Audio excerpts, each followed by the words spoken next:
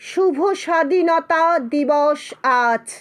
পথ পতাপথ উড়ছে পতাকা, তিনটি রঙের মিলন মেলার সাজ।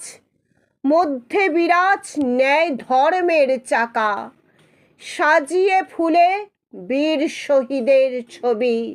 শপথ করি গড়তে নতুন দেশ, উঠুক নতুন ভোরের নতুন রবি।